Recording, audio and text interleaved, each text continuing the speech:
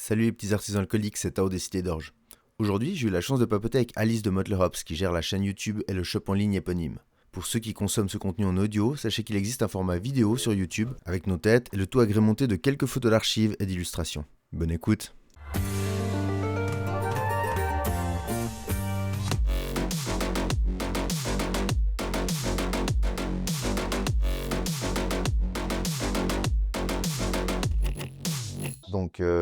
Salut Alice.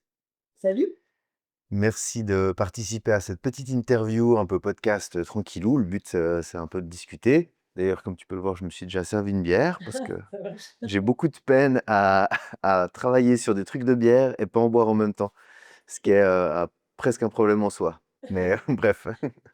Alors, du coup, est-ce que tu peux te présenter en deux mots pour ceux qui ne te connaissent pas encore? Oui, alors je suis, Alice, souvent on m'associe à Mottler Hops, qui est, mon projet au final. Donc, Mottler Hops, c'est 2 choses en même temps, on va dire. C'est, une boutique en ligne où je vends des ingrédients pour faire de la bière et c'est, ma chaîne YouTube, c'est Mottler Hops. Ok, trop bien. Je voulais justement te poser un petit peu des questions sur l'histoire en général de ta vie associée à la bière. Donc, on va pas commencer quand t'es né, mais plutôt quand tu as découvert un petit peu cette passion-là qui t'a poussé justement à ces deux projets-là. Donc, c'est quoi tes premiers souvenirs avec de la bière? Genre, c'est quoi ta première bière ou ce genre de choses? Alors, en général, quand on me pose cette question, je réponds que, je crois que j'ai découvert assez tard quand même la bière. Pourtant j'habite, à côté de la Belgique et donc je suis quand même dans une région, très, très portée sur la bière. Mais, en général, dans les souvenirs que j'ai, c'est, d'avoir goûté ma première bière, c'était une Lèvres Ruby, Ok. heu, voilà. Donc, Ah entrée bah, en matière un peu, c'est- voilà, pas ouf quoi, enfin en tout cas maintenant je trouve pas ouf. Mais, il y a pas très longtemps, je me suis vraiment posé la question, mais c'était quoi exactement ma première bière? Parce que au final la Ruby c'était un peu, tout ce que je buvais pendant les soirées étudiantes tout ça. Et en fait c'était pas ça ma toute première bière, je me suis souvenue il y a pas longtemps que c'était, une TKT, Light. C'est, les bières, un peu les pils, super légères, bien industrielles, heu type Budweiser, tout ça. En Ok. fait, c'est ça ma toute première bière là, c'est goûté il y a pas trop longtemps. Ah, c'est marrant parce que j'ai jamais entendu en fait. Ça se Oui. vend dans le nord de la France plutôt? Non, non, pas du tout, en fait, c'est, enfin, comme je disais, j'ai commencé à boire la bière assez tard, et cette toute première bière, je l'ai bu quand j'étais en échange, au Mexique. Et Ah, ok. voilà, enfin, pour aider, à on va dire, à m'intégrer aux soirées, vu que je parlais pas un mot, bah, je me suis dit: «Bon, bah, allez, je vais au moins boire, ce que les autres boivent», et puis, ça a commencé comme ça. Bah, Ok, ça, enfin, trop c'était la bien. toute première. Maintenant, je bois d'autres choses quand même, mais Oui, mais non, je me doute, mais c'est marrant. Bah, de toute façon, je veux dire, la plupart d'entre nous, on a une porte d'entrée dans la bière qui est en tout cas pas tout de suite des trucs spécifiques, quoi. Généralement, non, c'est clair. c'est ça, c'est de la bière indus, et puis souvent, c'est de la bière pour les gens qui aiment pas la bière ou pas encore la bière. Oui, Donc, exactement, bah, c'est ce que je me disais aussi, mais c'est un peu ça aussi, je pense. Après, j'ai bifurqué sur tout ce qui est lettres rubis et un peu aussi tout ce qui est bière aux fruits, parce que je trouve que enfin, j'ai l'impression en tout cas que ce qui peut être un peu un frein au début à la bière, c'est un peu le goût de l'amertume, et tout ce qui est mm, bière aux fruits, tout ça en général quand même ça fait un peu, ça aide un peu plus à boire ce type de bière. Et c'est vrai que du coup, ouais, j'ai un peu bifurqué là-dessus après. Je me souviens que enfin, il y a un entrepôt près de chez moi qui s'appelle, Van Luxem, donc qui est, côté belge, mais donc, 15 minutes de chez moi. Donc très, mhm. très, très focus, tu peux t'imaginer, bière belge.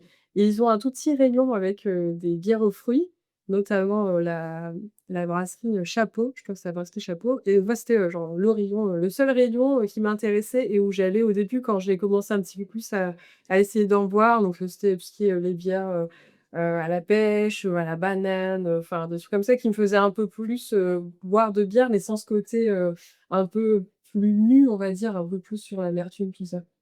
Mais parce que du coup, c'était des bières aux fruits, mais sucrées, pas comme des sours qu'on a aujourd'hui, qui sont Oui, des bières aux exactement. fruits, mais sans le sucre. Ouais, Donc souvent avec ouais, moins d'alcool aussi. c'est ça, Typiquement des ouais. pêcheresses et des choses comme ça, elles étaient à 3% ou des trucs du genre. Ok, Ouais, c'est ça. cool.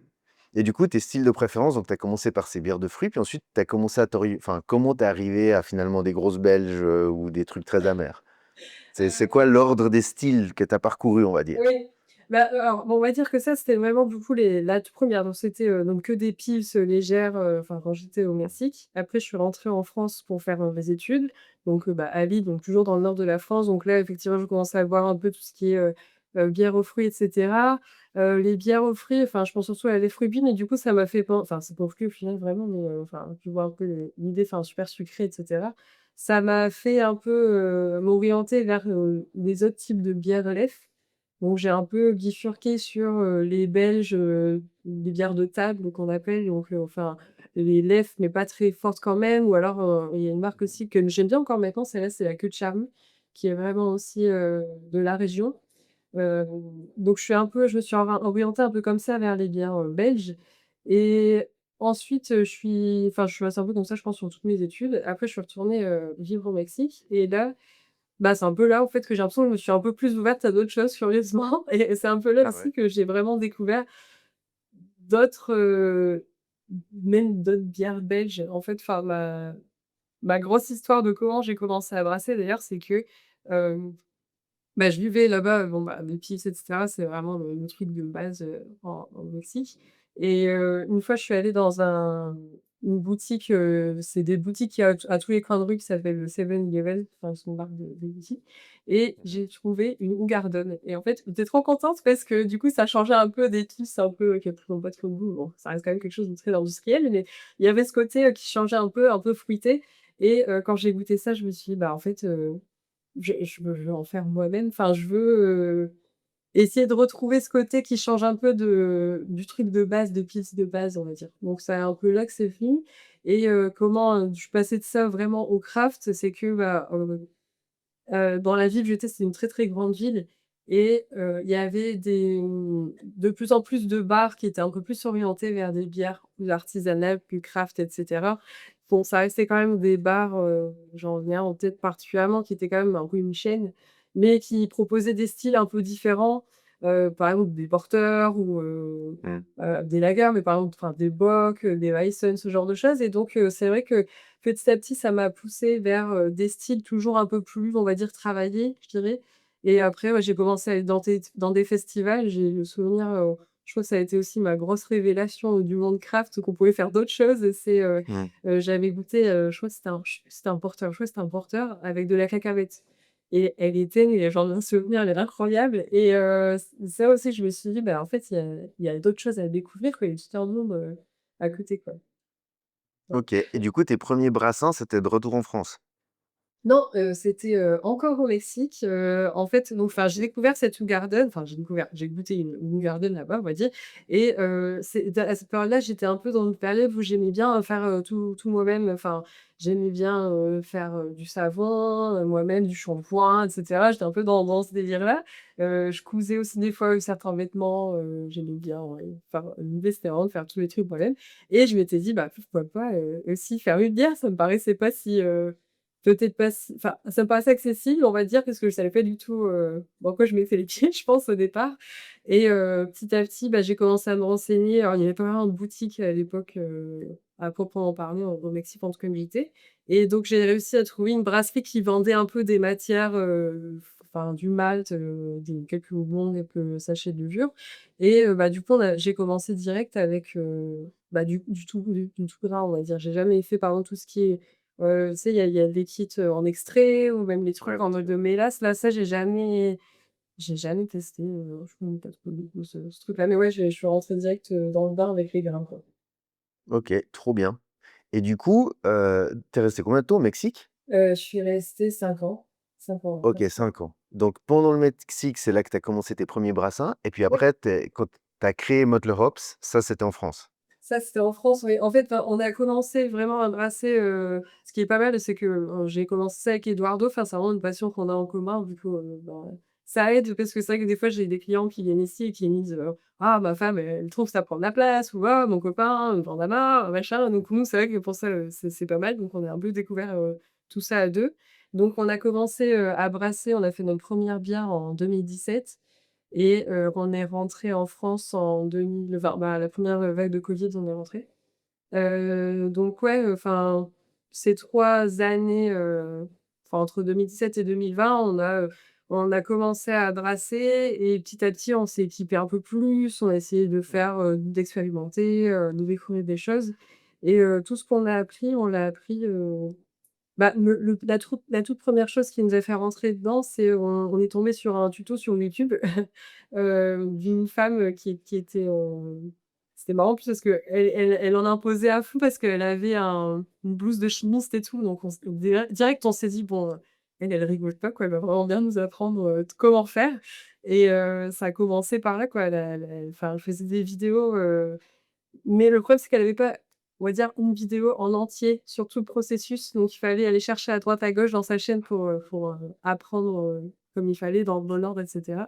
Mais ouais, ça a commencé comme ça et puis après, bah, on a commencé, à aller sur les forums, acheter des livres, à se renseigner à droite à gauche pour, bah, évoluer et apprendre, de plus en plus, quoi. Juste, pour, ceux qui voient pas qui c'est, Eduardo, c'est celui qui apparaît dans certaines de tes vidéos. J'imagine que c'est ton Oui, partenaire mexicain du oui, coup? c'est mon mari. Ouais. Voilà, exact, ton mari, voilà. Oui, voilà, c'est vrai que j'ai pas présenté et on est, tous les 2, enfin derrière le projet Mode l'Europe, aussi bien sur la chaîne YouTube que, sur la boutique. Ah, c'est génial et du coup, lui aussi, il était intéressé par la bière. En fait, vous avez trouvé la passion commune, au Mexique et puis vous avez dit: «Bon, bah, on le fait». J'ai cru comprendre que tu avais une petite fibre écolo. Ça faisait partie de cette mouvance-là un peu ou pas particulièrement? Heu, bah, je dirais qu'à ce moment-là, je me posais beaucoup de questions, sur, enfin, comme je disais, on vivait dans une ville vraiment énorme, mais Mmh. tentaculaire, quoi et c'est vrai que ça me manquait beaucoup, enfin, où j'ai grandi, à la campagne, dans le nord de la France et c'est vrai que ça me manquait beaucoup, le petit coin de verdure, tout ça, quoi et c'était un peu ma façon à moi d'essayer de m'approprier, enfin, de savoir ce que j'utilisais là pour le savon, ce que j'utilisais sur mon corps et cetera. C'est là que pour moi, c'était, assez important et je trouve que c'est aussi un peu, enfin, au final, c'est un peu en lien aussi avec, le brassage parce que, enfin, j'ai toujours trouvé ça trop bien de pouvoir enfin, d'être capable toi-même de faire quelque chose que normalement tu achètes. Enfin, je trouve ça, Mmh. incroyable, quoi et du coup, c'est pour ça aussi que je pense que c'est pour ça que j'ai commencé aussi à ce moment-là, à faire ma vie après.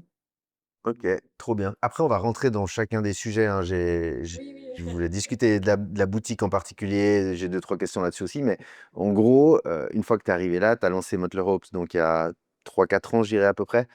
Ouais, Non, plus, en pardon. 2020-2021, ouais. Ouais, OK, donc 5, plutôt 5 ans et du coup, tu as cette boutique, tu as la chaîne YouTube. Est-ce que tu arrives à en vivre de ces 2 choses ou est-ce que tu as un job à côté et puis, ça, c'est plutôt, quelque chose qui te permet justement d'avoir un peu plus? Non, non, ça c'est notre projet, vraiment de vie, c'est notre travail, la boutique.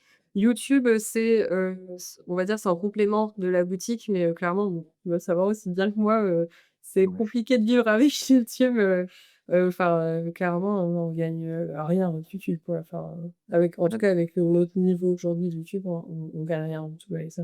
Donc, vraiment la boutique, si vous travaillez à 100 là-dessus, en fait? Ouais, ouais, c'est ça. Les 2. OK. Alors, ben, mes premières questions concernent plutôt le brassage, justement. Donc je voulais te demander, quelle était ta recette préférée, puis pourquoi, maintenant? Alors là, bonne question.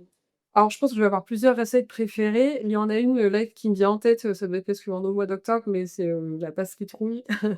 Je l'ai remis pas en plus celle-là parce que j'en ai reparlé il y a pas longtemps, j'essaie de faire, un article complet sur la bière à la citrouille et tout ça et c'est vrai que la pâtisserie trouille, elle était, pas mal. Qu'est-ce que c'est? C'est vrai que je sais pas ce que c'était. C'était une pâtisserie sour avec, les épices, pour enfin typiques, pour faire une bière à la citrouille quoi, mais en mode pastis sour, donc en plus avec du lactose et bon j'avais utilisé la Philly sour, pour le coup. Mais ouais, cette, bière-là, bah, je trouvais que, enfin, quand j'avais, partagé mon idée de cette recette avec Eduardo, il m'avait dit: «Ouais, je sais pas trop» et en fait, j'ai réussi à le convaincre et j'étais, enfin et au final quand il a goûté, il était vraiment, bluffé, on va dire, enfin il était content du résultat quoi, donc ouais, c'est une recette, que j'aime beaucoup, par exemple. Donc là, tu l'as brassée déjà ou tu vas la brasser dans les jours qui viennent? Non, non, je l'ai brassé il y a, je crois que c'était il y a 2-3 ans. Ah, mais tu vas pas la rebrasser? Non, non, là, du coup, bah, non, en fait, je refais jamais la même recette. OK. Je refais jamais, jamais la même recette, parce que déjà, enfin, moi, je brasse plus tant que ça maintenant et j'essaie à chaque fois d'améliorer, quelque chose ou de faire un style que j'ai pas encore vraiment exploré. Donc non, non, j'essaie jamais de faire la même recette et surtout pour les bières à la citrouille parce qu'au final, bon, tu fais, grand max, normalement 1 fois par an. Donc du coup, Ouais. quand j'en fais une nouvelle, j'essaye de faire autre chose au final, quoi. Ouais. Donc OK. Bon, mais par contre, il y a la vidéo, en ligne sur ta chaîne et puis, Oui. pour ceux qui sont motivés à tenter, ben, il y a clairement moyen. Ouais, c'est vrai. C'est quoi les erreurs de brassage que tu vois le plus souvent chez les débutants? Parce que j'imagine que du coup, tu as quand même des questions, liées à tes chaînes et Ouais, tout ça, ou clairement. de gens qui disent: «Ah bah, j'ai ce souci» ou «Il y a ce truc qui va pas» ou c'est quoi que tu as capté comme étant le plus gros problème? Le plus gros problème, je pense que ça doit être lié, à bien contrôler la fermentation.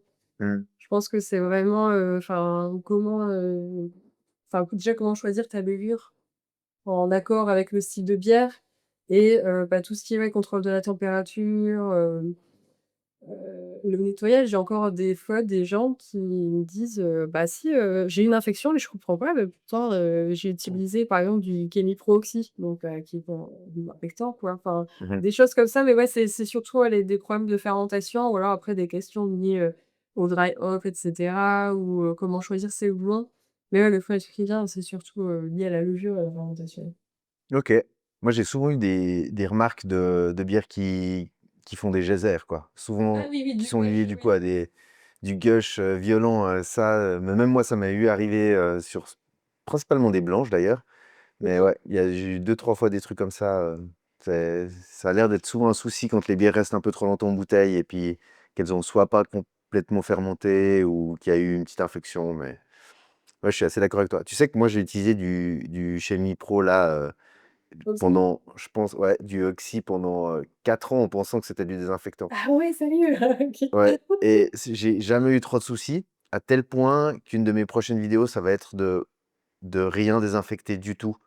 De juste nettoyer au produit vaisselle et je suis OK, presque certain que ça va suffire. OK. On verra, hein, peut-être que peut-être ça sera un échec total, mais j'ai Ouais. l'impression qu'il y a une, je sais pas comment dire, vraiment une croyance et qui est un peu vraie, hein, dans le sens où il faut que tout soit propre, il faut que idéalement tout soit désinfecté, mais j'ai l'impression que c'est un peu, Exagéré, que tu c'est un peu surfait, ouais. J'ai OK. et du coup, ben, je vais essayer ça aussi pour voir pour moi, mais j'ai le sentiment qu'il y a des fois où j'ai un peu merdé mon truc, j'ai foutu ma main dans le fermenteur, juste avant de le fermer et Ouais, machin et donc ça a quand même et souvent quand même fonctionné, ça se ouais. passe bien, ouais. OK. Donc je sais pas. Ah bah, Mais après carrément, c'est après, le but c'est pas de lancer un trend de genre arrêter de nettoyer et puis, oui, non, rincer juste l'eau à l'eau claire, mais j'ai ouais. Mais je pense que pour, typiquement les gens qui débutent, la partie nettoyage, désinfection, c'est un truc qui fait très peur et je oui, pense qu'il y a des gens qui commencent pas à brasser parce qu'ils voient, toutes ces précautions qu'il faut oui. prendre, pas toucher, tout ça et je me dis peut-être que désacraliser un peu tout ça, ça pourrait aider. Ouais, bah, clairement, ça fait bizarre. Mais j'avoue que moi, pour le coup, je suis, la meuf stressée de la vie, bon, de base, Mmh. mais encore plus, dans la bière parce que je me dis, enfin, si tu prends tout ce temps, déjà juste Ouais. le brassage, si tu prends des heures à le faire, après tu t'attends, ta fermentation 2 3 semaines et que au bout du compte, elle est infectée, c'est vrai que pour le coup, ouais, enfin, je me dis toujours, je préfère, être un peu psychopathe là-dessus et vraiment désinfecter à fond. Mais, enfin, je Mmh. prends clairement ta démarche et ça peut être vachement intéressant aussi de voir, l'autre côté, on va dire, ça c'est trop Ouais. Genre restez sales les gars, vous inquiétez pas, c'est pas de souci. Alors, sinon, est-ce que toi, tu es plutôt IPA ou plutôt lager dans le style, que tu affectionnes brasser? Ou est-ce que vraiment pour toi maintenant c'est tout style, il y a tout qui te plaît d'une certaine manière ou pas? Heu, alors vraiment pour le côté de brasser, bah, en fait, j'ai jamais vraiment fait de lager. Alors j'ai fait des plein de pseudo lagers avec, Mmh. nos amis Egg qui aiment bien pour ça, surtout Ouais, bien la sûr, ouais. Mutra. Mais, ouais, sinon si j'en ai fait, je sais plus si j'en ai fait des lagers. Bah, je pense pas, non, non, moi je suis plus, enfin c'est vraiment entre ces 2 là, je dirais plus IPA du coup. Et Mais tu as sinon moyen de j'aime gérer bien, ta température de fermentation ou pas? Parce que du coup ça change un chauffer. peu la donne. Ouais, ouais, j'ai moyen de chauffer, c'est pour ça que les Glajj, c'est vraiment pratique, pour ce côté-là. Non, non, j'ai pas de enfin, alors j'ai un congélateur qui a été, traficoté avec un Invbird pour pouvoir, le mettre en mode, frigo, mais, il est déjà occupé et enfin, avec les vieux et tout ça, du coup, je peux pas vraiment, ouais, j'ai pas moyen de vraiment contrôler en basse température. OK. Moi j'ai jamais fait de pseudo lager, ça ressemble vraiment? Genre à s'y Ouais. méprendre ou c'est vrai? Bah, franchement, ouais, après, comme je le sais, moi, c'est peut-être que je suis un peu, biaisée, on va dire, mais si, si, en fait, enfin, en tout cas pour, là, pour le coup, pour l'Orbutra, c'est vraiment, faut par contre pas la monter trop haut parce que bon, Mmh. enfin, comme toutes les bacs, elle est vendue pour être utilisée entre 30 35 degrés, mais c'est vrai que j'avais déjà entendu des retours comme quoi si vraiment tu la montes à fond de balle à 35, 37 degrés, elle peut quand même produire quelques notes. Mais si tu l'utilises à 20-25 degrés, franchement, elle fait un profil, mais ultra top, quoi. Vraiment à s'y OK. attendre. Et puis, en termes de clarté pour, les pseudo-lagueurs justement? C'est un Ah des ouais, une des caractéristiques, c'est que ce soit clair, normalement? oui, oui, bah, sinon je suis encore vous peut-être pas me dire que, pseudo, mais ouais, non, pour le coup, bah, là, c'est vrai que le temps, ça aide quand même vachement, quoi. Enfin, j'avais fait, une vidéo, au début, je crois que c'était en 2022, justement pour essayer de montrer qu'on peut faire une bière, super rapidement avec la Ultra et c'était, une pseudo lager, du coup, on avait fait sur base Oktoberfest Beer et bon, elle était super au bout enfin, elle était super. Elle était, grosse, elle était bien au bout d'une semaine, mais bien sûr, elle gagne à s'affiner avec le temps et cetera. Enfin, tu as une bière potable en une semaine, mais c'est clair que ce sera peut-être pas la meilleure bière que tu puisses avoir, quoi. Et puis, c'est quoi ta position sur les kits de brassage tout prêt justement? Donc, comme tu as dit, toi tu as commencé directement avec des kits tout grains. Ah, il Oui. existe, les kits, aussi, en extrait, mais moi non plus j'ai jamais utilisé encore, mais je commence à être curieux en me disant: «Peut-être que maintenant avec nos connaissances, on arrivera à faire une bonne bière aussi avec de l'extrait», tu vois? Ouais, bah, après, pourquoi pas? Moi, je pense que ça peut, enfin, moi, je diabolise pas du tout ça, c'est juste que j'en ai jamais fait, donc je peux pas trop dire si, c'est bien ou pas. Après, je sais qu'il y a aussi moyen de customiser un peu le truc, quoi, d'acheter un kit tout fait et en extrait et puis d'ajouter toi-même un petit peu de malt ou un autre houblon ou même une autre levure et cetera. Donc ouais, pourquoi pas? Heu Bah, après moi, enfin, comme j'en ai jamais fait, je saurais pas trop te dire, nous, on propose des kits sur le site, mais pas avec extrait, quoi. C'est vraiment des kits, et qu'on peut dire, du coup, tout fait. Heu, ce qui ce qui change un peu, c'est que, par exemple, moi, je donne pas trop la quantité d'eau parce que, bah, selon ton équipement et cetera, ça va beaucoup changer, enfin, d'une personne à l'autre, quoi et donc, par exemple, pour ça, bah, j'ai une vidéo qui explique comment calculer l'eau. On a créé aussi un fichier Excel, qui fait, les calculs, tu as juste à mettre, tes infos, la quantité de grains et cetera. Donc voilà, on essaie, enfin toujours nous plus de donner des outils que de vraiment donner le truc, tout fait où tu as pas trop à penser à ce que tu vas faire, quoi. Ça me rappelle justement une remarque que quelqu'un avait fait sur mon Discord où ils étaient un peu perplexes du fait qu'il y avait pas de rinçage sur un de tes kits. C'est Ah ju oui, bah ça te dit oui. quelque chose Non, ça? bah là, pour le coup, enfin, on met pas nous, on rince pas avec notre système. Donc encore une fois, ouais, c'est adapté selon, toi, ton système à toi, quoi. Mais oui, non, Ouais. en fait, nous, on a, le système, tout en un, un peu à la Clawhammer, je sais pas si tu vois, la chaîne, Oui, oui, je vois tout personnalisée. à fait, bien sûr, oui, la plus grosse, quoi. Voilà, c'est ça. Ouais, oui. Donc, bah, en fait, quand on est rentré en France, on avait envie justement de, bah enfin, déjà avant de rentrer en France, on avait envie d'acheter ces équipements. C'était pas vraiment possible de le faire venir en France, donc on a créé, nous-mêmes, quoi. Enfin, bah, on l'a créé et donc en fait, tu as un système de recirculation en continu pendant l'empâtage. Donc on perd certainement, quelques points d'efficacité, ça je veux bien en prendre aussi, mais ça nous évite de devoir passer par l'étape, vraiment proprement parler du rinçage, qu'on doit faire, OK. Ouais, ça a décontenancé quelques-uns oui, ah oui, des gars qui disaient: «Mais non, c'est sûrement une erreur et tout, ah attends, non, il faut non. quand même le faire et tout ça». OK. Oui, mais c'est vrai que du coup, ça c'est vrai que peut-être que dans les recettes, je le précise pas forcément, c'est vrai, ça c'est ouais, c'est un point à retravailler. Ah, t'inquiète. Mais ils ont fini par dire: «Oui, oui, non, c'est bien ça» et puis, ça allait. OK. OK. Écoute, je voulais maintenant parler un petit peu, du coup de l'e-shop. Déjà, je voulais te féliciter pour l'e-shop parce que j'ai cru comprendre, bah, tu vois, moi, je suis en Suisse, donc on n'a pas les mêmes, références en termes de shop, mais de toutes les personnes à qui j'ai parlé en France, ils ont tous l'air de dire que c'est un peu une référence pour le houblon, en tout cas, Merci. pour, heu, pour choper des trucs un peu particuliers qui viennent des US, et je crois vraiment que beaucoup de gens ont dit que le packaging, claquait suffisamment Ah, pour merci. être prêt à investir un peu plus pour obtenir tes produits. Genre que ce soit les sachets, tout ça, enfin, c'est vraiment très apprécié. Et du coup, bah, cette idée-là, elle vous est venue comment en rentrant en France? C'est parce que vous galériez à trouver des houblons ou? Bah, exactement. En fait, quand on est rentré, enfin, comme je disais, quand on a commencé à brasser au Mexique, on habitait au nord, donc à quelques heures seulement, des États-Unis et Ah, donc on se fournissait, facilement là-bas et quand on est rentré en France, on a vu qu'il y avait pas du tout la même, enfin, il y avait pas du tout la même, palette d'offres, on va dire, non, ouais, c'est clair. de houblon notamment et donc bah, on s'est dit: «Bah, pourquoi pas du coup nous le proposer, quoi». Après, je suis, graphiste en plus à la base et c'est vrai que j'aime bien, essayer de faire des choses, enfin que moi je trouve esthétiquement, belles et donc c'est vrai qu'on s'était dit aussi qu'il y avait aussi moyen de travailler là-dessus, de proposer des choses, plus sympas visuellement et qui donnent plus envie et ouais, qui sont plus agréables à utiliser au final.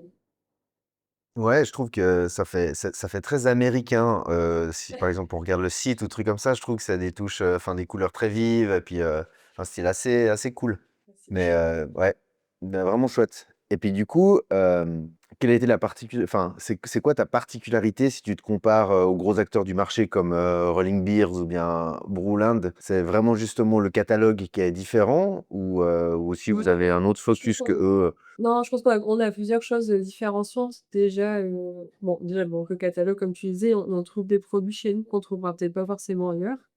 Il y a aussi le fait que enfin, nous, on essaie vraiment d'être, bon, enfin, je parle pour nous, peut-être pas du pas forcément en comparant avec les autres, tout ça, mais nous, vraiment, on essaie de travailler là-dessus, de casser ce côté d'achat froid sur le net. Donc Mmh. c'est pour ça que d'ailleurs, c'est une des raisons pour lesquelles on a créé la chaîne YouTube, c'est que on veut vraiment accompagner, essayer, d'aider le mieux possible les gens autant à brasser, à améliorer leur bière, mais aussi à bien choisir leurs ingrédients. Parce que c'est pas comme enfin, c'est vrai qu'acheter des ingrédients, c'est de pour faire la bière, c'est quand même assez particulier parce qu'il faut que tu aies tout un travail derrière d'abord de créer ta recette ou d'en trouver une, mais enfin, il faut que tu saches pourquoi tu achètes tel ou tel ingrédient et je trouvais que ça, c'était important de pouvoir, le communiquer, de pouvoir aider au mieux et je pense que dans une fiche produit, basique, c'est peut-être, enfin, tu peux pas tout expliquer, quoi. C'est tellement grand, tout ce qu'il faut savoir, sur la bière que bah, c'est pour ça aussi qu'on a créé, donc cette chaîne YouTube, donc ça, je pense, c'est une autre chose différenciante. Après, on nous parle aussi beaucoup de nos sachets de houblon refermables. Donc, ça, c'est vrai que enfin, le houblon, c'est un des ingrédients les plus chers, quand on fait, une bière, selon le site, bien sûr, mais c'est un ingrédient, auquel on tient beaucoup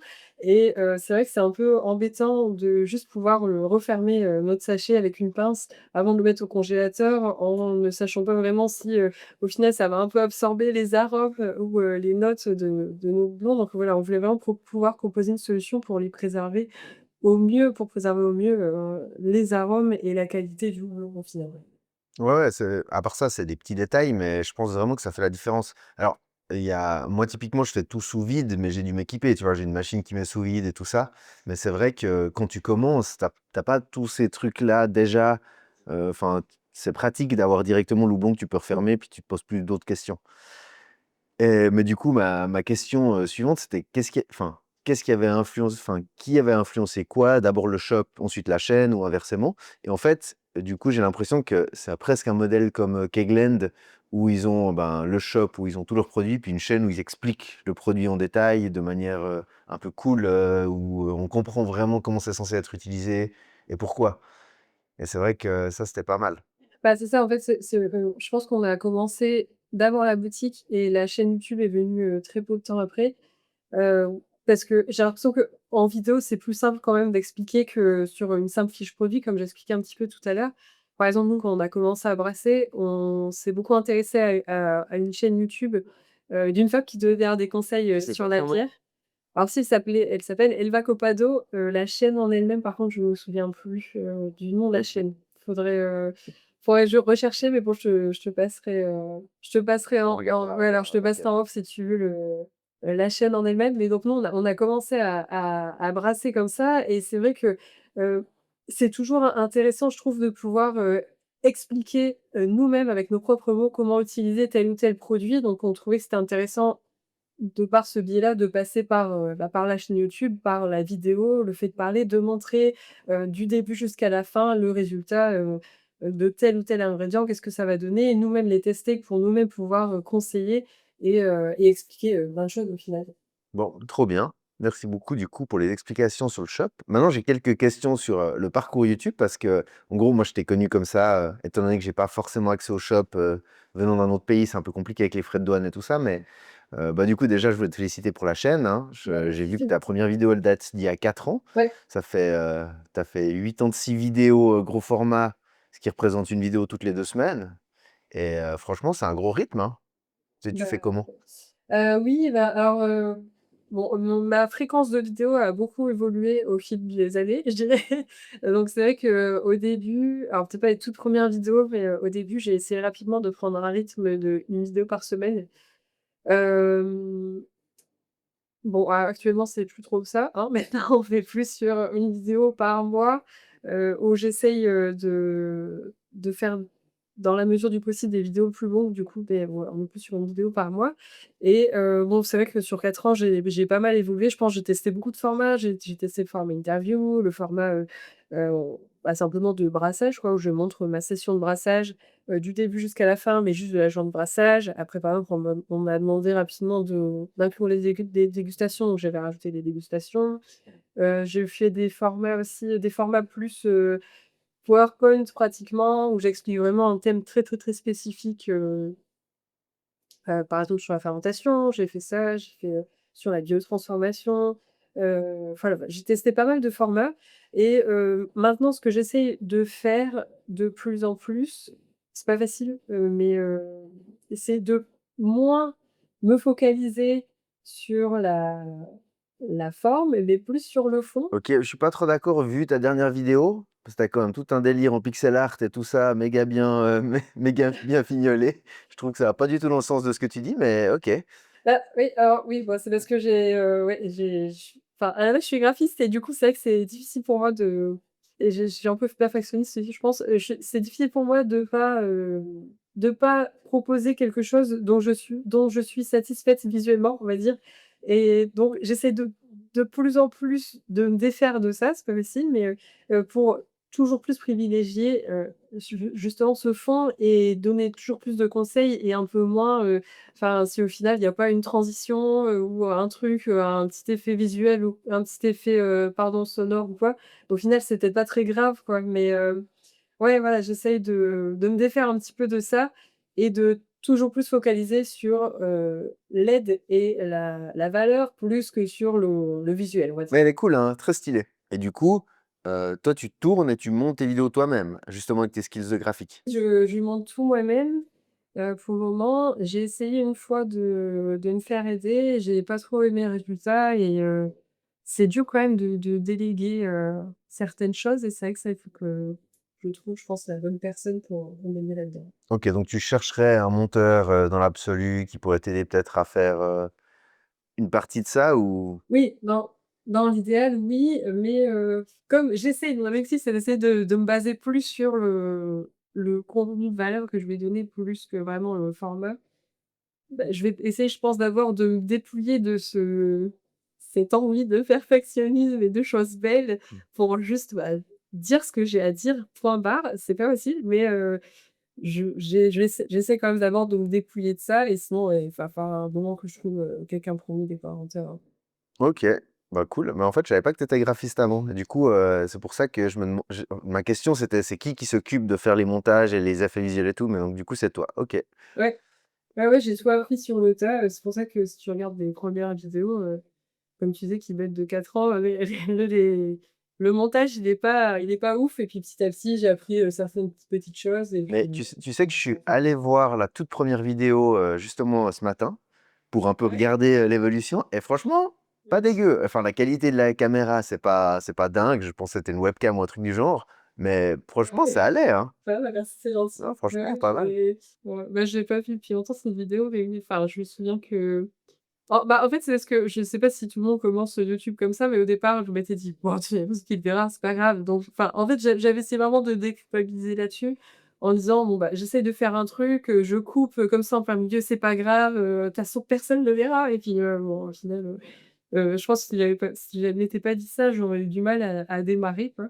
Mais ouais, encore une petite évolution. Ben ouais, bien sûr. Et puis du coup, tu disais une vidéo, elle peut te prendre jusqu'à 3 semaines. En moyenne, une vidéo à faire, elle te prend combien de temps? Si on compte pas, bien sûr, la fermentation, la dégustation, tous ces trucs qui prennent des semaines, pour de la bière. Ouais. Mais entre le moment où tu as tous les rushs et le moment où tu sors ta vidéo, tu mets combien de temps environ? Heu, bah, c'est au moins une semaine parce que j'essaye aussi un petit peu de trouver, une histoire à raconter et pas juste, de dire, «Ouais, j'ai fait cette bière, j'ai fait ça, ça donne ça, au revoir». Enfin, j'essaye maintenant de alors je faisais ça avant et enfin, comme je disais, j'ai vachement, changé de format. Enfin, j'ai testé pas mal de formats et tout. Il y a un format que j'avais essayé, c'était de raconter une histoire et pas juste, dire: «J'ai fait cette bière, au revoir». Donc il faut que je trouve, un angle pour raconter, ma recette ou mon histoire et après il faut que enfin tout ce que je dis, j'essaie toujours de le sourcer. Donc je vais chercher différentes sources et cetera pour confirmer, infirmer, pourquoi, enfin, par exemple ma vidéo sur le sabron, je fais une vidéo, sur toute l'histoire du sabron, pourquoi tout le monde, soit le déteste, soit l'adore et cetera. Celle-là, elle m'a pris, ouais, je dirais 2 semaines, dont, Mmh. une grosse semaine de recherche, sachant que je suis pas youtubeuse, enfin j'ai, la boutique à côté quoi, donc j'étais pas non plus, 2 semaines H24 sur cette vidéo. Et c'est vrai qu'il faut aussi, bah, comment dire? Enfin, il faut que je donne, quand même plus de temps à la boutique que YouTube quoi, donc c'est vrai qu'il faut que j'arrive à j'arrive plus à sortir le nom, mais il faut que j'arrive à composer, voilà, entre les 2 quoi. Ouais, on va dire à peu près deux trois semaines. Mais du coup, YouTube, tu le fais plus par passion qu'autre chose, vu que c'est pas rémunérateur. C'est plus un Ah oui, non, c'est pas rémunérateur, ouais, c'est, bah, je pense que c'est entre la passion et l'idée de partager ce qu'on fait, de partager, la bière, nos expériences et cetera, et l'idée encore une fois d'accompagner et d'aider, les jeunes brasseurs, quoi. Enfin, c'est un peu, ouais, je dirais que c'est un peu les 2. ouais, trop cool. Et puis du coup, pour les incultes qui connaîtraient pas encore ta chaîne, tu conseillerais de commencer par regarder quelle vidéo? C'est laquelle tu dis: «OK, ça c'est le masterclass, les gens l'ont pas assez vu» ou alors, «Ça c'est ma meilleure»? Alors, bah, je dirais que, si, vous voulez regarder mes vidéos pour apprendre, pour comprendre, enfin, ce qui se passe quand on fait, une bière de A à Z. J'ai fait une vidéo en début d'année, je sais plus comment elle s'appelle, je crois que c'était un truc, du genre, «Comment faire sa bière de A à Z», expliqué de A à Z, où justement j'essaie d'expliquer, elle dure, il me semble d'1 heure cette vidéo, où là j'essaie d'expliquer vraiment chaque étape, enfin, depuis la création de la recette, le concassage, le choix des grains, le choix des houblons, pourquoi, enfin, toutes les étapes d'ajout de houblon, enfin, j'ai vraiment essayé de décortiquer le plus possible justement pour, bah, encore une fois, enfin, je vais revenir sur la chaîne, enfin, qui nous a mis dans le brassage quoi, de cette, chimiste. Enfin, ce qui m'avait embêté à l'époque, c'est qu'on devait aller chercher les infos dans plusieurs vidéos et puis des fois, il y a des trucs qui se recoupaient pas ou du coup, comme c'était pas la même vidéo, c'était pas, bien lié, donc on prenait peut-être, il y a des choses peut-être qu'on comprenait pas. Et là, vraiment, en début d'année, je me suis dit: «OK, je vais faire la vidéo où vraiment de A à Z, j'explique tout». Mais ouais, donc je pense que celle-là, ça peut être pas mal enfin, si vous voulez regarder ma chaîne pour apprendre des trucs, sur le brassage, ouais. C'est marrant parce que enfin j'ai choisi un autre chemin pour ça. J'ai OK. eu l'impression que comment on dit? L'investissement, il est trop dur si c'est 1 heure d'un coup, même si tu as envie de brasser. Et puis moi, je me suis dit que c'était mieux de faire des petites vidéos, petit bout par petit bout, parce que 10 minutes, il est prêt à lâcher. Puis après, une fois qu'il en est Ouais. déjà là, il se dit: «Ouais, tu sais quoi? Finalement, je peux m'acheter un kit et puis je vais le faire». Puis Ouais, j'ai et puis l'impression que il t'a fait un quand peu tu prends perdre, tout d'un coup, c'est dur un peu de te dire: «OK, je vais regarder pendant 1 ouais. heure comment faire un truc». Bah, après moi, enfin, en fait, moi, je voyais plus, enfin, c'est pas mal pour ça, je trouve, les chapitres, dans la vidéo parce que s'il y a quelque chose que tu comprends pas, enfin, mais vraiment un truc en particulier, je sais pas, l'empâtage, bon, bah, tu vas dans les chapitres, tu vois empâtage, tu vas directement là. En fait, je le voyais plus comme une sorte de guide à consulter comme tu veux et les trucs, les certains trucs que tu comprends pas, tu vas directement dessus.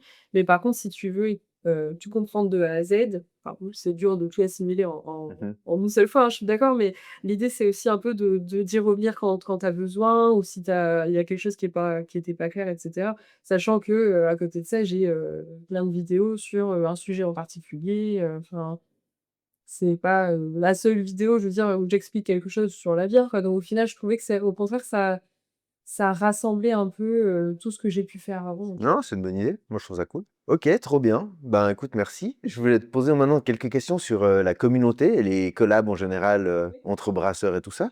Donc, bah, comment toi tu vois la communauté des brasseurs amateurs en France? C'est quoi un peu ton sentiment sur comment elle se porte, qui y a dedans? Qu'est-ce qu'il faudrait faire pour qu'elle change ou qu'elle s'améliore ou qu'elle grandisse? Bah, alors, globalement, moi, je la trouve bien. On va dire la communauté des brasseurs. J'ai l'impression qu'il y a beaucoup d'entraide. On peut le voir, enfin, dans ton Discord, Je trouve qu'il y a beaucoup d'aides justement de gens qui vont, poser des questions et d'autres, plus expérimentés qui vont répondre. J'ai l'impression aussi qu'il y a cette envie encore une fois de partage d'une passion commune, de pouvoir, justement, bah, partager nos expériences, nos réussites, nos échecs, je suis pas quelqu'un qui va poser une question, il y en a un qui va dire: «Bah, surtout fais pas ça parce que moi je l'ai fait et j'ai pas envie de m'emmerder» ou au contraire: «Ah ouais, trop bonne idée, faudrait que tu essayes». Non, non, moi je trouve qu'il y a une bonne communauté, il faut juste essayer de proposer, je pense, des choses, qui vont, les intéresser quoi, enfin, et partager, donc le Discord, je trouve ça, enfin, c'est trop bien, je trouve, enfin, ton Discord, il est beaucoup plus, on va dire, Merci, merci. plus développé que le mien. Non, non, il est bien, enfin, moi, le mien, côté, enfin, j'en ai fait un aussi, mais moi, c'était plus à la base pour, bah, je t'en parlais un petit peu, enfin, le programme, Moncler Tester où encore une fois, je trouve ça aussi, ça aide un peu à fédérer, une communauté et pour le coup, là, avoir un objectif commun pour, enfin, pour parler d'un sujet en particulier, enfin, pour expliquer le proverbe Mocker Tester, c'est on va proposer une fois par trimestre, pardon, sur le site, un lot en particulier et ben, on va, se fixer une recette commune. Donc celui qui veut pas la suivre, il y a pas de souci, il peut prendre le lot sans faire la recette commune, mais si ça te plaît de vraiment faire le truc jusqu'au bout, tu peux faire la recette commune et à la fin, on partage nos avis sur cette bière, sur ce houblon du coup en particulier et puis on établit nous un profil de ce houblon, mais par rapport à notre ressenti à nous et pas juste sur, la fiche produit que nous a donné le fournisseur, le plus grand quoi. Ouais, c'est très cool. Ouais, je pense que c'est J'ai même vu que Néo de la BNB, il avait participé aussi, c'est aussi ouais. chouette.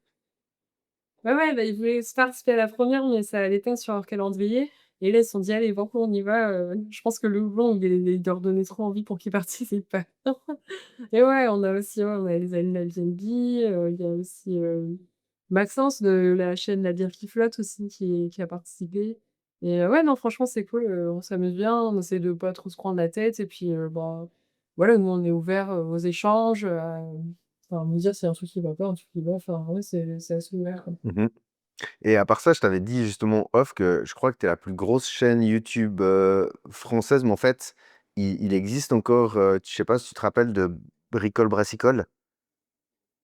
Oui, si, si, ah bah, non, c'est lui qui, ah ouais, non, lui, c'est juste qu'il je crois qu'il est plus actif depuis, longtemps. Ouais, Mais franchement, ouais, il est super aussi, ouais, carrément. il a arrêt Il apprend vraiment, enfin, ouais, il a arrêté il y il a a arrêté 7 un ans petit malheureusement. Il est parti en virage, ouais, moi j'ai été étonné aussi de voir que ses vidéos, elles étaient si vieilles, mais en fait, il y a 7 ans, il a arrêté la chaîne et du coup, il est parti, dans le monde de la crypto et du développement personnel, en mode, ah OK. businessman et tout ça et il fait plus Reconversion. trop ouais, exactement, il fait plus du tout de contenu, lié à la bière, mais je trouve que c'est dommage parce qu'il avait vraiment un gros potentiel et puis aujourd'hui, il a encore, Bien. genre, je sais pas, 15 000 abonnés et tout ça. C'est toujours celui qui a le Ah plus ouais, non, mais d'abonnés. carrément, franchement, Mais ah oui, carrément, c'est juste derrière, maintenant, il y a toi qui est toujours en action et franchement, c'est vraiment cool et étonnant en même temps que ce soit une femme qui lead, ce mouvement-là, ouais. francophone d'ailleurs. Et c'était ma prochaine question. Donc je disais que comme tu dois sûrement te rendre compte dans les stats, YouTube ou autres, ben, je pense que les hommes sont surreprésentés, en tout cas chez moi c'est le cas, je pense que chez toi aussi. Heu, est-ce que Oui, un petit peu. est-ce que est-ce que tu as l'impression qu'à un moment donné, les femmes, elles vont s'intéresser à la bière ou est-ce que tu as l'impression que c'est un peu perdu d'avance et puis il y aura jamais vraiment cet intérêt, mais c'est pas grave? Ah non, bah, enfin, bah, je suis l'exemple même que les femmes s'intéressent à la bière. Non, je pense qu'il y a beaucoup de femmes qui s'intéressent à la bière, mais par exemple, moi, je fais partie d'une association qui s'appelle les Buveuses de bière, OK. qui a été créée entre autres par, Caroline, du compte, Copy Avoir Mmh. et non, non, il y a les femmes s'intéressent à la bière, c'est juste que, alors il y en a qui brassent, il y en a qui brassent pas. Je connais aussi pas mal de brasseurs, de brasseuses du coup. Je connais pas mal de brasseuses et c'est vrai que dans les stats, bon, bah, quand même, tu vois? Enfin, il y a quand même beaucoup plus d'hommes que de femmes, mais non, on peut pas dire que les femmes s'intéressent pas à la bière. Je pense que elles sont peut-être pas assez, valorisées. Au contraire, enfin, je trouve, dans ce milieu, mais si, si, il y a beaucoup de femmes, dans le monde de la bière, j'en connais, au moins, je sais pas, une quinzaine, une vingtaine et dans cette association, je crois qu'on est, j'ai peur de dire de bêtises, je connais pas les chiffres, on est, plusieurs centaines, dans cette association, par exemple. OK, génial. Mais du coup, C'est là. c'est une association, française de brasseuses? Ouais, OK. enfin non, de buveuses de bière, donc enfin, alors il y a, des femmes du métier, Mmh. donc il y a, des zytologues, par exemple, il y a, Agathe Leroy qui est, zytologue, bien reconnue, qui a aussi un bar, à Douai, qui s'appelle le Bar à Vin. Il y a, des brasseuses, il y a aussi, des femmes qui simplement, aiment déguster la bière ou veulent découvrir, la bière et qui vont aussi dans cette association. Il y a pas que des brasseuses ou des femmes qui travaillent dans le métier. OK. Ouais, enfin, pour moi, c'est une impression, en tout cas, vu mes stats. J'ai genre 99 d'hommes, entre Oui. 25 et 40 ans, on va dire. Et ça me désole un petit peu dans le sens où j'ai l'impression que le, le futur de la bière, il doit aussi inclure les femmes, sinon il n'existera pas vraiment, entre guillemets. Oui. C'est une catégorie d'âge presque vieillissante, on peut dire maintenant, parce que ben, les jeunes de moins en moins, et puis ben, les femmes, je trouve que ça manque pour que ça soit vraiment un peu porté. Mais du coup, ben, c'est cool que j'apprenne qu'il existe une association, je savais pas du tout. En France, en Suisse, je crois que c'est pas le cas. Mais ok. Ouais, je sais pas si elles sont qu'en France ou si elles se sont déployées, ouais, non, je crois pour c'est qu'en France, ouais, malheureusement. Ok. Mais donc tu penses qu'il y a un potentiel futur de développement aussi de cette passion-là chez les femmes? Oui, bah, je pense que, bah, oui, pourquoi pas? Enfin, au final, c'est une passion comme une autre. Bon, c'est vrai que enfin, comme je disais, moi aussi, hein, j'ai plus de, allez, on va dire 95 peut-être d'hommes, mais il y a quand même cette part, de pourcentage de femmes. En fait, c'est ce que je sais pas, en fait, j'ai du mal à moi à comment dire? À focaliser sur le fait que ce soit, des hommes ou des femmes au final, enfin moi je vois juste que c'est, des personnes qui sont intéressées par la bière. C'est vrai que, bon, si on constate, c'est plus d'hommes que de femmes, mais bon, enfin, moi en tout cas à mon niveau, j'ai l'impression que c'est pas vraiment un sujet quoi. Enfin, il y a des femmes, qui me regardent, enfin qui regardent mes vidéos et qui m'envoient des messages et qui partagent, leur brassage, enfin si, si, il y a des femmes, quoi. Ok, bah c'est cool. Est-ce que Ouais. toi, tu as des collaborations prévues dans les futurs mois ou des collaborations que tu aimerais avoir avec certaines personnes que tu n'as pas encore, mais que on sait jamais? Heu, alors, bah, il y a, une des copains de la BNB là, David et Mio qui voudraient qu'on fasse la revanche de la Hockey Battle. Donc c'était une bière qu'on avait fait, bah, l'année dernière déjà, où j'avais perdu. Ouais, mais J'aurais pu lancer un tu défi. étais en atmo, toi. Tu fais remonter en... Ouais, Ouais. ouais. Enfin, en demi-atmo, ouais, j'ai un peu galéré sur, la température et ouais et du coup, ils avaient gagné et ils voudraient qu'on fasse, la revanche, donc pourquoi pas? Et sinon, non, là, j'ai pas forcément de projet particulier en collab, en tout cas, pour le moment, non. Ok, Mais je suis ouverte, à des collaborations, si quelqu'un est intéressé. trop bien. Est-ce qu'il y a un youtubeur ou une youtubeuse brassicole que tu recommandes, qui est peut-être pas encore vraiment connu ou que tu as vu genre juste la chaîne et tu t'es dit c'est cool? Bah, ta chaîne déjà, je trouve qu'elle est très intéressante. Bon, j'ai pas regardé toutes les vidéos, mais c'est vrai que Je t'en genre les veux pas. sujets, ils ouais, non, mais les sujets, enfin, ils ont l'air, très intéressants et bon, j'en ai lu quand même quelques-unes et je trouve que tu amènes bien, les sujets, elles sont bien montés. Tu as une bonne qualité, de vidéo, je trouve, donc bah, je suis là, ça me parle. Bah, merci, mais j'espérais vraiment une petite chaîne, tu sais, de quelqu'un que d'un coup tu as vu, tu te dis: «Ça serait trop bien», Bah, Maxence aussi, donc mmh, on en parlait tout à l'heure, donc de la bière qu'il flotte, il fait des choses pas mal, j'ai vu qu'il avait fait pas mal de quelques vidéos sur les bières sans alcool. J'avoue que moi, c'est un sujet que j'ose pas trop, toucher parce que j'ai l'impression que c'est vraiment compliqué et qu'il y a des risques quand même des gros risques d'infection, tout ça, donc c'est vrai que, par exemple, là, c'est un sujet que j'ose pas trop aborder et lui, bon, bah, il y va à fond et ça, je trouve ça pas mal. Après, bien sûr, il y a et j'ai dit: «Ouais», par contre, ça s'est mal passé justement, son expérience, ça a merdé, mais ah mince! ouais, mais moi aussi, je trouve que déjà, c'est un peu un tabou chez les brasseurs artisanaux. C'est déjà pas méga considéré de le faire.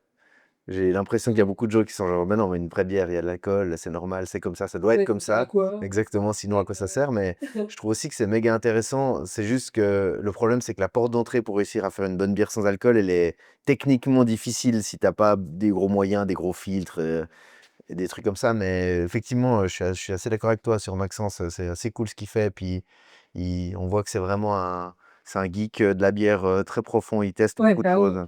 carrément. Ouais, non, je suis d'accord. Non, c'est clair et puis ouais, pour revenir sur les bières sans alcool, oui, c'est vrai, puis c'est, on va dire, un défi en plus, enfin, déjà, c'est un défi en soi de faire une bonne bière, mais en plus, tu te retires ce côté, l'alcool, enfin, ça fait une étape en plus et quelque chose, un paramètre en plus à prendre en compte qui complique encore plus la chose et ouais, sinon après, enfin, c'est pas une chaîne YouTube, mais bon, bah, forcément, Univers Bière, comment ne pas recommander Univers Bière, l'encyclopédie, du contre-brasseur amateur. Je pense que ce qu'il fait aussi, c'est vraiment bien.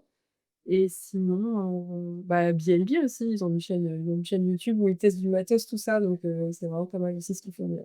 Ouais, j'avoue, trop bien. D'ailleurs, j'ai bientôt prévu une petite discussion comme ça avec eux, donc ça arrivera aussi après la tienne. Ah ouais, super. Ok, maintenant j'ai quelques questions à la con, des questions perso aussi. C'est quoi ton pire fail en brassage? Ouh, pire fail, je crois que c'est une colle IPA que j'ai oxydée, mais je sais même pas comment j'ai fait pour oxyder.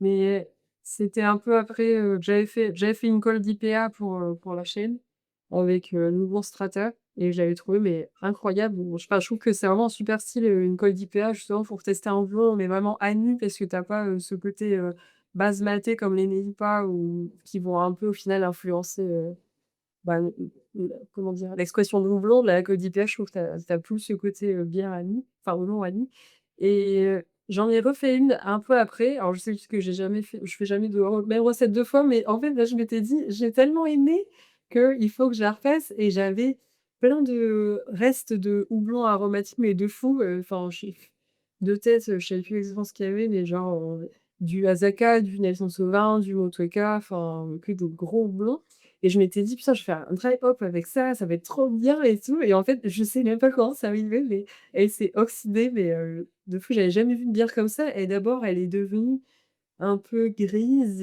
Ah ouais. violacée et après elle a tourné au marron rougeâtre, dégueulasse, quoi et ouais, je crois que c'est, une des seules bières que j'ai dû, jeter et j'avais vraiment, vraiment les boules, quoi. C'est marrant parce que j'ai jamais jeté une bière à cause de l'oxydation. Bah, les infections, ça m'est déjà arrivé, puis du coup, ça tourne au vinaigre. Mais à cause de l'oxydation, j'ai l'impression que souvent, ça va encore. Tu la bois, puis c'est genre, ah, Ouais, ça passe. ça a plus de goût de houblon, ça a plus de goût de rien, un peu. Il y a la fameuse carton mouillé. J'ai même jamais eu ça. Mais par contre, du coup, tu fais tes dry hop dans des chaussettes et tu mets la chaussette dedans? Alors avant, je faisais comme ça, enfin quand j'ai commencé, je fermentais dans des fermenteurs en plastique, même les IPA, je les faisais comme ça, c'était pas ouf. Donc quand c'était comme ça, oui, je faisais, avec des chaussettes, mon dry hop. Maintenant, non, en fait, je finis la fermentation et je passe dans un premier keg avec mon dry hop, mais que je mets directement, en peli, en litre et une fois, que le dry hop est fini, donc au bout de 3 jours, je passe dans un nouveau keg pour carbonater. Ah ouais, mais du coup, c'est étonnant, effectivement, l'oxydation. Ouais, je sais pas, je sais même pas comment ça s'est passé. En même temps, à ce moment-là, cette bière-là, je l'ai faite il y a peut-être aussi 2 3 ans, donc je fermente je sais plus comment je l'ai fermentée. Je suis pas sûre que je l'avais fermentée, en keg. Maintenant, j'essaie de fermenter en keg, pour essayer de faire un peu en mode, sous pression Mhm. et celle-là, je sais plus, je sais plus ce qui s'est passé, c'était vraiment un résultat Ok. Est-ce que tu es dégoûté d'une bière? Genre, il y a une bière que tu peux plus boire? les fruits. C'est vrai? Ouais, bah, en fait, moi, je suis rentrée un peu avant de la bière, en buvant ce type de bière-là et spécifiquement cette bière-là et il y a pas très longtemps, je peut-être 1 an, je m'étais dit: «Bah, enfin, j'aime pas, l'idée d'être, enfin, d'être une, snob, enfin, une bière geek, snob». C'est les gens qui disent: «Ah non, tu peux pas boire, de bière que tu as achetées, en supermarché» ou ce genre de truc. Enfin, je bois de tout, quoi, au final et je m'étais dit: «Bah, pourquoi pas reboire une des Fruity?» Enfin, c'est intéressant maintenant que mon palais, il a certainement changé, de regoûter et ouais, franchement, elle doit passer. Pour le coup, c'est pas pour faire un beer snob, mais vraiment, j'ai pas pu, quoi. J'ai pas pu la finir. C'est très rare que j'arrive pas à finir une bière, mais celle-là, je me C'est extrêmement sucré, hein. C'est vraiment, ah ouais, c'est violent. c'est intense Mhm. et je me dis: «Putain, mais avant, enfin, en soirée, je me ramenais, mon petit pack de 6 bières là et enfin, ça m'est déjà arrivé de boire un pack, en une soirée et j'adorais, je trouvais ça trop bon et je ouais, c'est intense, une bière comme Et c'est quoi, du coup, ta bière industrielle préférée? Celle que tu bois volontiers quand, enfin, quand tu la vois? ouais, alors là, vraiment, vraiment industriel, je dirais, heu Ouais, vraiment, je sais pas si c'est vraiment industriel, mais la queue de charrue, j'aime bien. OK, Heu, ils font aussi la queue de charrue brune, c'est une, robe brune au final, c'est un peu surprenant parce que c'est pas vraiment écrit, sur l'étiquette que c'est une robe brune, donc ils disent juste que c'est une brune, mais en fait, elle est vachement, acide, OK. la robe brune, quoi. C'est marrant ça. Donc ça, Ouais. j'aime bien aussi. Ouais, c'est vachement surprenant, je trouve. Et après sinon, j'aime bien, la barista c'est de qui ça? Ça dans Le Castel, je crois. OK, La je barista. connais pas, je crois. C'est une, chocolat au chocolat, enfin une, je crois, il me semble que c'est une quadruple avec des grosses notes de chocolat qui sont, super bonnes aussi. Et sinon, la saison du pont, est-ce qu'on peut dire qu'elle est industrielle ou pas? Je suis pas sûre, mais Je apparemment craft mais je et pense que tout. c'est des grosses cuves, hein, déjà. Ouais, ouais, ouais. Et sinon, la Duvel aussi, je l'ai Ouais. redécouverte, il y a pas si longtemps, la Duvel, et je trouve qu'en général, les triples belges, elles sont vachement sucrées et vachement, presque lourdes, et je trouve que la Duvel, elle est super rafraîchissante. J'aime beaucoup, enfin, je trouve qu'elle est plus délicate au final au niveau des notes, tout ça, que les triples belges, les autres triples belges que je peux connaître en tout cas. Et du coup, tu as goûté la triple citra là? La Duvel Oui, triple citra? Qu'est-ce que tu ouais, ouais, penses? bah, j'en ai Bien? fait une vidéo d'ailleurs, j'ai essayé de la reproduire Ah mais oui, et pardon, ouais, oui, non, oui, je me rappelle, il y a pas si ouais. longtemps en plus. Oui, oui, il y a pas très longtemps, ça fait quelques mois. Ouais, ouais, non, bah, justement, j'avais trouvé vraiment, sympa, et puis je trouve que enfin, c'est rare que les brasseries industrielles essayent justement de tester avec des houblons comme ça, enfin, qui sont un peu plus, on va dire, souvent utilisés par les brasseries craft. Donc ils ont fait celle-là avec la Citra, et le Citra, ils ont fait aussi avec le Cachemire. Donc j'avais un peu moins aimé celle-là avec le houblon Cachemire, mais là, c'est avec la Citra, le Citra, elle est vraiment très, très bonne. OK, trop bien. Et si tu étais une bière, tu serais quoi? Ça, c'est presque des questions, tu sais, d'astrologie un peu. Comment tu te sens dans ton petit cœur intérieur? Quel type de bière tu es? Alors, qu'est-ce que je ferais comme bière? Bonne question. Heu, Bah, je dirais un pastry stout, mais je sais pas, bon, c'est ce qui me vient comme ça à l'esprit. C'était c Je sais pas, je suis quelqu'un qui est plus sucré que salé, et je trouve que les pastry stout, ça permet, bah, de tester plein de choses, des choses un peu, originales, exuberantes. Bon, il y a plein d'autres styles aussi où on peut faire ça, mais les pastry stout, je trouve que c'est quand même vachement, intéressant pour tester des choses.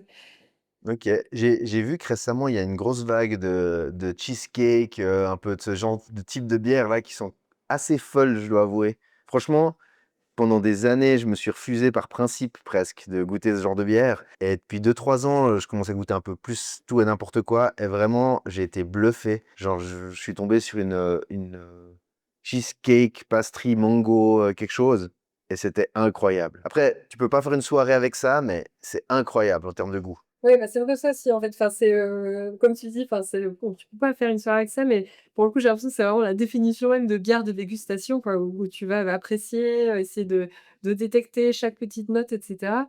Et ce que j'aime beaucoup aussi dans ce type de style, c'est, le niveau technique qu'il faut, atteindre pour y arriver, parce que, bah, c'est pas si facile que ça. Enfin, peut-être que ceux qui font pas de bière, ils se diraient: «Bon, bah, je sais pas, un stout, au cheesecake, bah, tu rajoutes du cheesecake dans une bière et c'est bon», alors que pas du tout, quoi. Donc ouais, il y a aussi ce petit côté défi à relever que j'aime beaucoup dans ce type de style. Ah ouais, c'est vraiment un jeu d'équilibriste, incroyable, et puis en plus, enfin, chaque essai de la bière, ça prend, minimum un mois, donc faut imaginer que c'est des recettes qui se font sur, 1 année ou 2 des fois. Donc ouais, c'est vraiment intéressant, je trouve aussi. Moi aussi, je me souviens par exemple de ma première pâtisserie. Alors pour le coup, c'était une pâtisserie Savoie. Je crois que c'était de chez Opierland, mais j'ai un petit doute, je suis plus sûre si c'était de eux. C'était une pâtisserie Savoie, à la Mirabelle, donc et pour rappeler, le côté tarte à la Mirabelle, et bon, c'était la première que je goûtais, mais j'ai été sur le cul. Enfin, j'avais vraiment l'impression de boire ma tarte à la Mirabelle, donc ouais, c'est vrai que c'est des styles des fois qu'on aime bien, c'est des styles, des fois, que certaines personnes, peut-être, aiment bien, pas me critiquer, mais dire: «Oh, c'est toujours plus, c'est un peu abusé de faire des choses comme ça et tout», mais moi, je trouve qu'au contraire, c'est juste un style, ultra libre, au final. Enfin, tu peux faire plein, plein de choses, et au contraire, ça te pousse à tester des choses que tu ferais peut-être pas ou que tu oserais peut-être pas faire dans d'autres styles.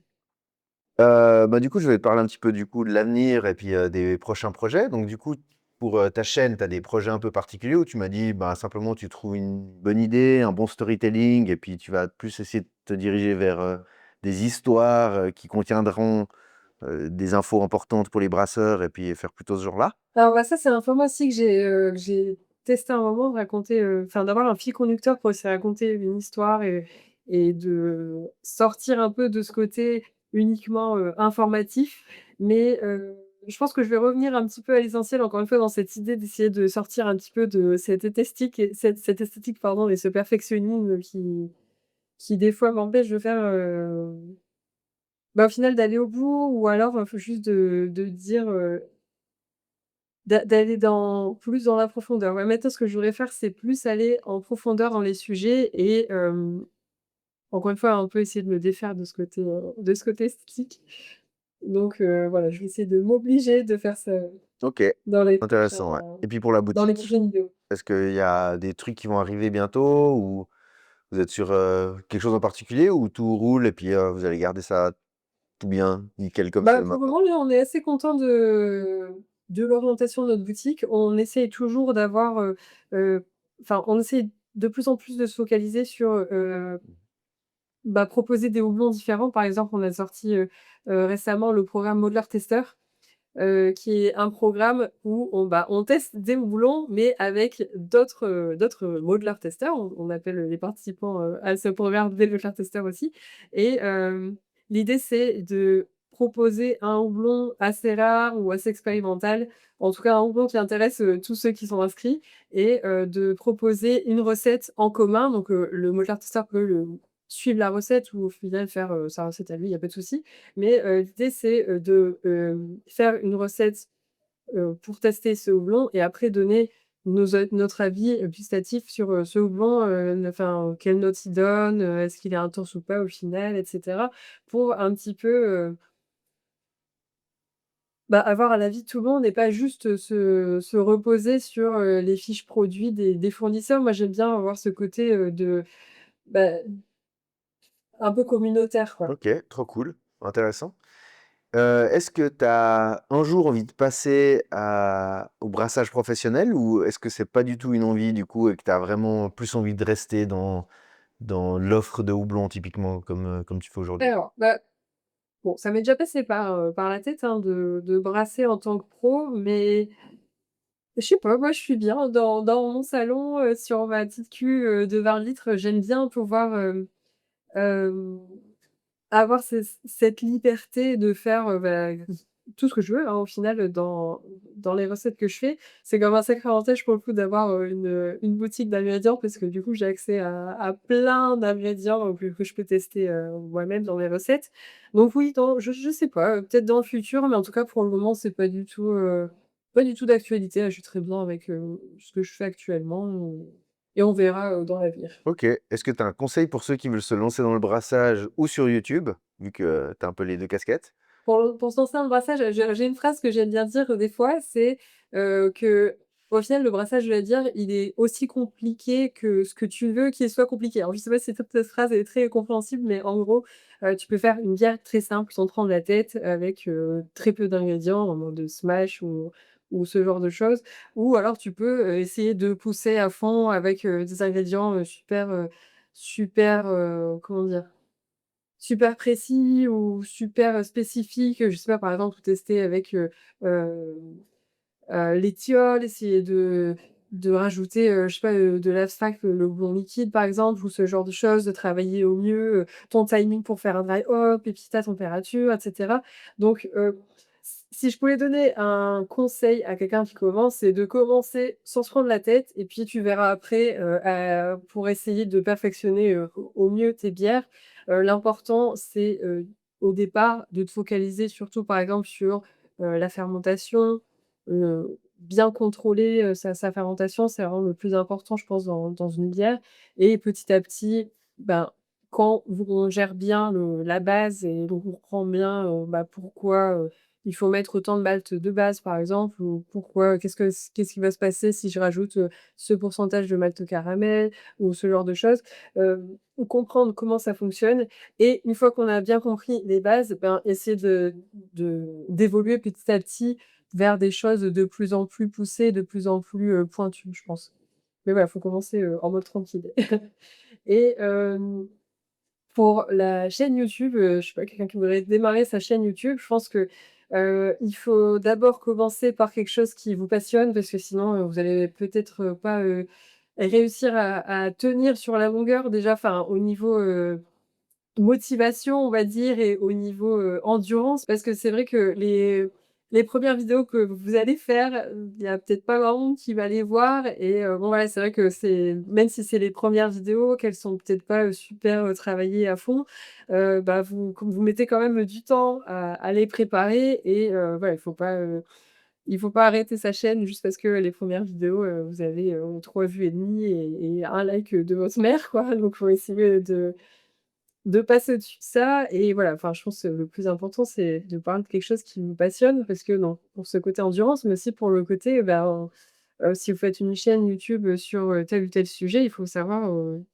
ben, avoir plein de sujets à discuter sur ce sujet principal. Donc c'est vrai que si c'est pas quelque chose qui vous passionne à la base, bah, vous allez peut-être aussi à un moment arriver à court d'idées. Donc je sais pas, ça serait le conseil peut-être que en tout cas qui me vient comme ça, que je pourrais donner, à quelqu'un qui veut se lancer sur YouTube. OK, trop bien. Merci Alice. Bah, avec grand plaisir. J'essaie de vite clôturer avant que ta caméra se réteigne. Ouais, merci. Mais du coup, mais en tout cas, ben, merci beaucoup, d'avoir pris le temps de nous répondre. C'est super intéressant parce je crois que j'ai rarement vu des interviews de toi. En fait, je t'ai vu interviewer deux trois personnes, mais Ah oui, on a rarement eu un petit peu, ton côté de la chose. ouais, Ah bah, j'ai voilà, jamais fait tu vois? d'interview, tu vois? Bien C'est bien. commencer quelque part, hein. Désolé que ce soit sur une petite chaîne pour le Ah moment, bah mais non, bon, bah on écoute, verra, hein. c'est super, c'était très bien, merci beaucoup. C'était vraiment très bien. Bah, c'était un plaisir. À bientôt. À bientôt, merci beaucoup, Tao, salut.